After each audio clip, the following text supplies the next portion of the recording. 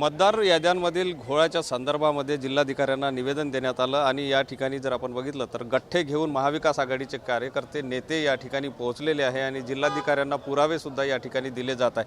महत्त्वाचं म्हणजे काय नेमका घोळ आहे हे जाणून घेण्याचा प्रयत्न करूया। दादा काय सांगाल, तुम्ही निवेदन द्यायला आले, आज नेमकं काय?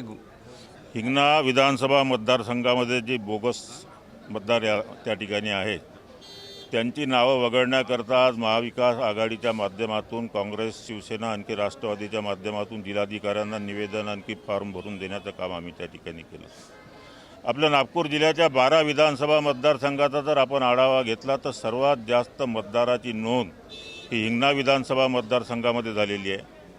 नागपूर जिल्ह्यामध्ये एवढे मोठे मोठे मतदारसंघ असताना सुद्धा एकट्या हिंगण्यामध्येच कशी का मतदाराची संख्या वाढते हा सुद्धा चर्चेचा विषय त्या ठिकाणी आहे। आपण लोकसभेपासून तर आजच्या तारखेपर्यंतचा विचार केला तर 26,000 मतदार या 4 महिन्याच्या कालावधीमध्ये हिंगणा विधानसभेच्या यादीमध्ये त्या ठिकाणी आलेले आहे।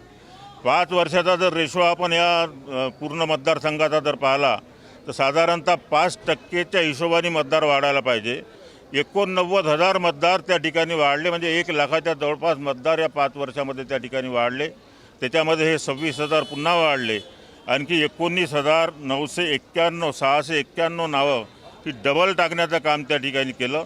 जसं माझं नाव जर टाकळघाटच्या यादीमध्ये आहे, माझा एपिक नंबर जर टाकळघाटला वेगळा आहे तर माझंच नाव पुन्हा वाना डोंगरीच्या यादीमध्ये वेगळं टाकून तिथला एपिक नंबरसुद्धा वेगळा देण्यात आलेला। या ठिकाणी हे गठ्ठे सुद्धा घेऊन आले, हे काय आहे? हे मतदार यादीचे आमचे जे ऑब्जेक्शन घ्यायचे होते त्याचे गठ्ठे आणलेले आहे।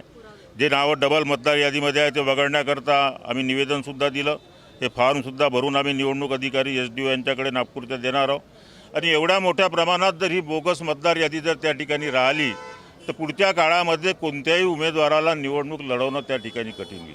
आपल्या कॉलेजचे जे कर्मचारी आहे, कॉलेजचे जे विद्यार्थी आहे त्यांना सोबत घेऊन त्यांचे नावं त्या मतदार यादीमध्ये टाकून आपल्या बाजूनं मतदान करून घेण्याचं काम संबंधित आमदार त्या ठिकाणी करतात आणि म्हणून ते निवडून येण्याचं काम त्या ठिकाणी होतं, ज्याचा उल्लेख आताच कुंदाताईंनी या ठिकाणी केला का ते विकास। नक्कीच या ठिकाणी महाविकास आघाडीकडून हे पुरावे देण्यात आलेले आहे आणि कशा प्रकारे डबल नावं आहे याचा सुद्धा उल्लेख या ठिकाणी करण्यात आला। महत्त्वाचं म्हणजे मतदार याद्यांमध्ये जो घोळ होतो आहे त्या संदर्भात हे निवेदन देण्यात आलं आहे। सुनील ढगे, TV9 मराठी, नागपूर।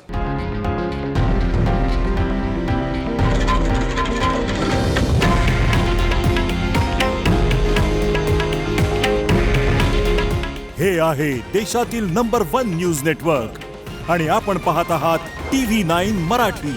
काळजी तुमची, हित महाराष्ट्राचं।